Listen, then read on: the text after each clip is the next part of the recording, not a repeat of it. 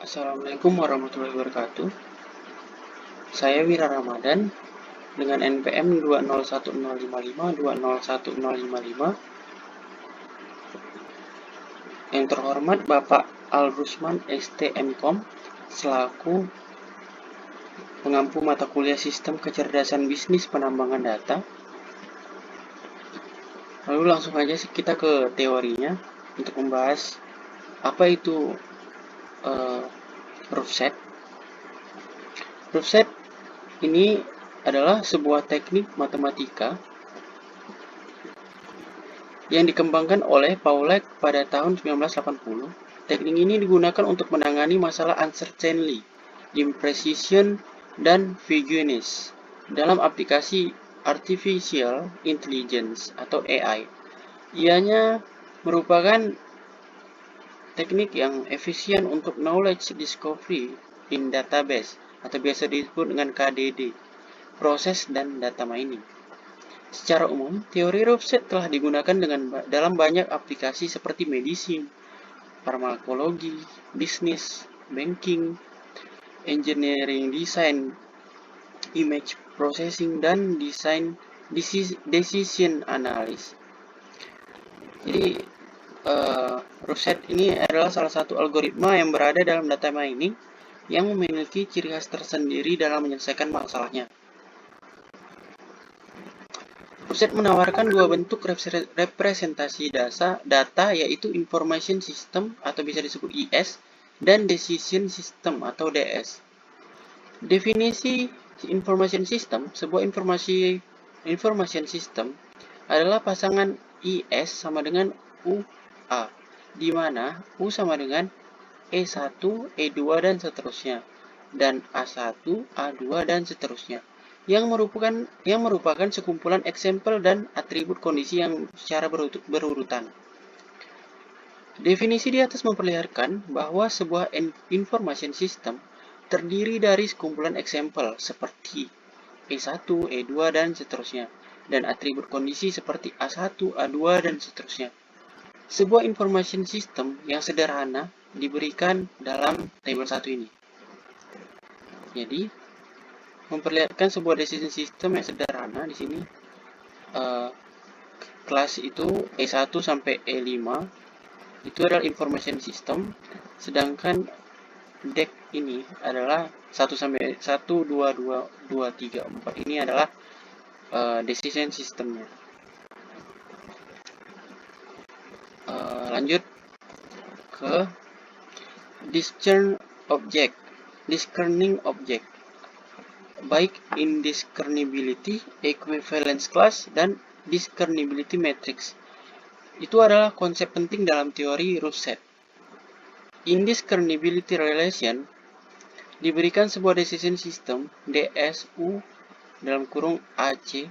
Indiscernibility didefinisikan sebagai sekumpulan objek yang mempunyai nilai decision yang sama, seperti pada tabel di dalam ini. Jadi ini example semua E1 sampai E100 information system. Income ini adalah decision systemnya. Equivalence class adalah pengelompokan objek-objek yang sama untuk atribut. Diberikan decision system pada tabel 2 ini. Kita dapat memperoleh equivalence class EC1 sampai EC5 seperti pada gambar tabel 3 di bawah ini. Jadi decision system ini dari income ini, lalu equivalence classnya itu dari EC1 sampai EC5. Kelas EC5 adalah sebuah indeterminasi yang memberikan dua keputusan yang berbeda. Situasi ini dapat ditangani dengan teknik data cleaning. Kolom yang paling kanan mengindikasikan jumlah objek yang ada dalam desain sistem untuk kelas yang sama. Contoh pada tabel 3 ini disederhanakan ke dalam numerical representation, dan tabel 4 ini memperlihatkan numerical representasi dari equivalence class yang di atas tadi. Kita lanjut ke discernibility matrix. Apa itu? Diberikan sebuah IS sama dengan A dalam kurung UA. Discernibility matrix dari A adalah MB, di mana tiap-tiap entry MB dalam kurung IJ terdiri dari sekumpulan atribut yang berbeda antara objek XI dan XJ. Pada tabel 5 ini kita diperlihatkan discernibility matrix dari tabel 4 yang tadi. Di sini diperlihatkan dengan jelas. Discernibility matrix itu di mana A ini adalah MB dan entry yang IJ ini adalah sekumpulan atribut dari XI dan XJ. Discernibility matrix modulo D diberikan sebuah DS A sama dengan UA dalam kurung kurawan D dan subset dari atribut discernibility matrix modulo D dari A. MBD didefinisikan seperti berikut, di mana MB dalam kurung IJ adalah sekumpulan atribut yang berbeda antara objek XI dan XJ dan juga berbeda atribut keputusan. Jadi IJ dan XJ dan IJ, MB IJ dan XJ dan XI itu berbeda semua. Bisa kita lihat di sini. Lalu kita masuk ke reduct. Adalah penyeleksian atribut minimal interesting atribut dari sekumpulan atribut kondisi dengan menggunakan prime implikan fungsi boolean.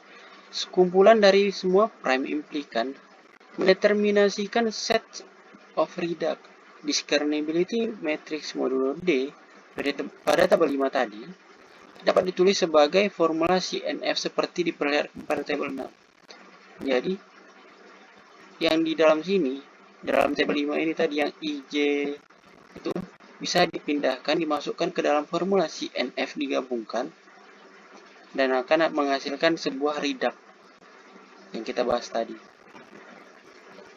Oke, mungkin sekian yang bisa saya sampaikan tentang teori Rorschach. Jika ada salah kata ataupun dalam penyampaian, saya mohon maaf sebesar-besarnya karena saya masih belajar.